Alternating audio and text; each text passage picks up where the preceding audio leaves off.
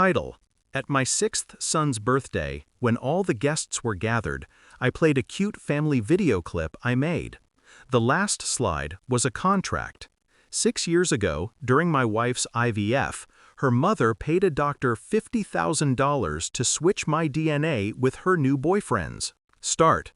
The room was alive with laughter and the clatter of plastic forks against paper plates.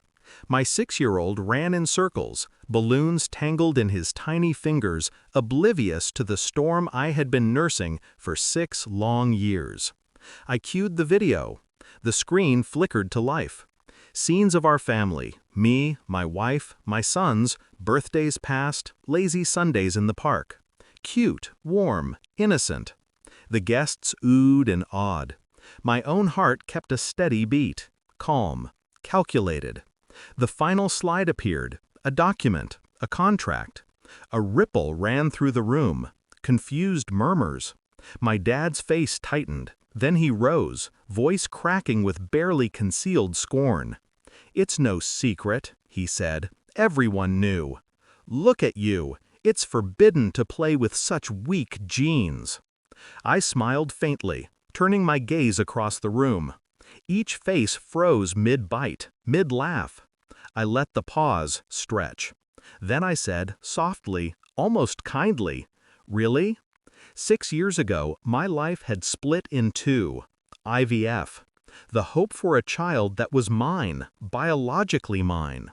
My wife, radiant with dreams of motherhood, never suspected the betrayal. But her mother, that woman with a silver tongue and sharp eyes, slipped a doctor $50,000 to switch my DNA with her boyfriend's. The son she bore in my womb wasn't mine. My blood didn't run in those tiny veins. For months I wondered. Subtle signs, differences in features, in temperament. Dismissed them at first, guilt keeping my suspicions buried. But one night, alone in the clinic's records room, I found it. The switched vials, the coded files, the paper trail my wife's mother thought I'd never touch. My son's paternity stolen. My rage was quiet at first, molten beneath skin. Pain twisted around my ribs like a living thing. But I did not act. Not yet. I watched. I learned. I waited. Years of planning unfolded in the shadows, every action precise.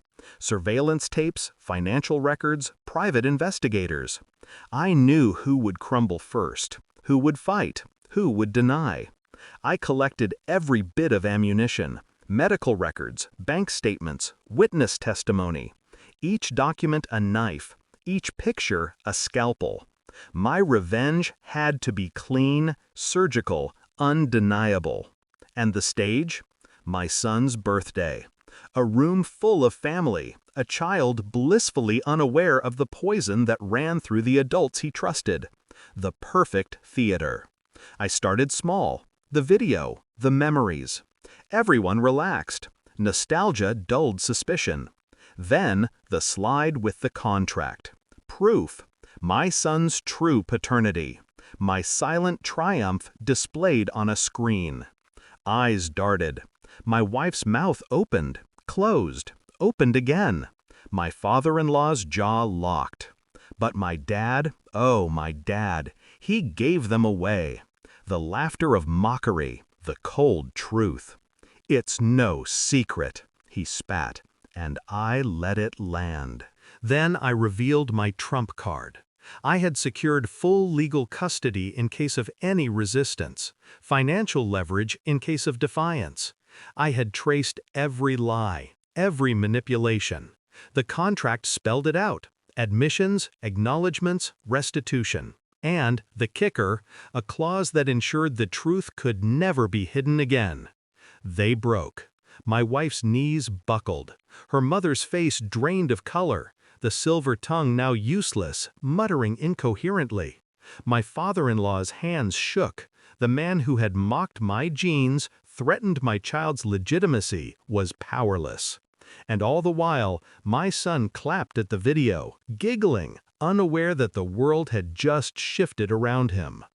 I watched each fall like a chess master savoring the final checkmate.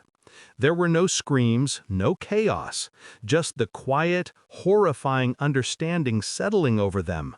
Every move I had made was inevitable. Every secret was exposed. Every manipulation returned to them tenfold. I spoke, low, calm, letting the words drip like venom. Everything you built on lies is undone. Every whisper, every scheme. The child you tried to steal, the blood you tried to replace, it's mine, by law and by truth. The room was still, heavy with shame and shock. Then came the tears. My wife, my mother-in-law, my father-in-law, silent sobs, shameful gasps. My dad, who had mocked, slumped back into his chair, defeated by the sheer weight of evidence. And me? I held my composure. My son ran to me, hugging my leg.